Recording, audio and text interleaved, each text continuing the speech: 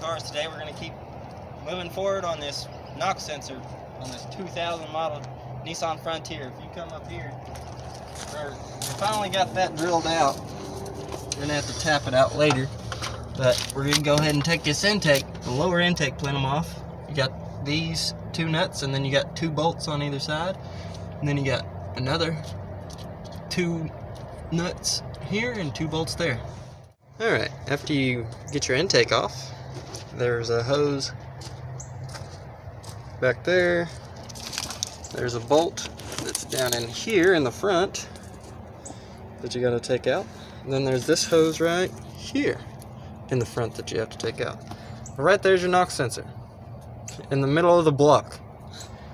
In the middle of nowhere. A design flaw. Okay, we slipped the intake back over top of the new sensor. We're about to put our, that's a bolt, that's a nut,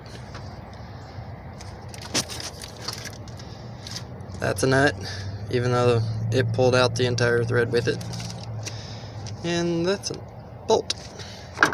And we just slap those back in there. Already got my hose back on, clamps tight.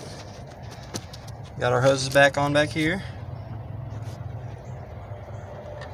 Alright, I'm going to put these bolts in, get all these hoses and these two clips back on, and then we'll come back after we get that ready and the top's about to go back on, or the injectors. We're going to set the injectors back in. Got two new bolts to replace the ones I had to drill out. Alright, let's get it done. Alright, when you go to put your fuel injectors back in, make sure you put these little O-rings back underneath before you put your injectors in. They just sit right there.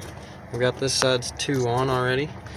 We're going to push those in first, and then I'm going to slide these down in there and put that side on second.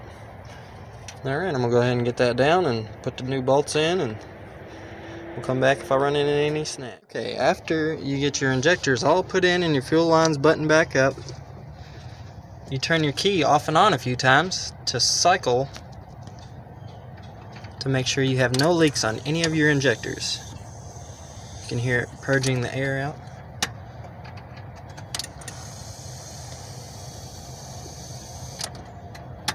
Alright, that's good. Now we disconnect the battery again. And we're going to put the intake back on. Now to change the Pcv valve. It literally lives right here. It's on a hose. It runs down to another hose that's right there.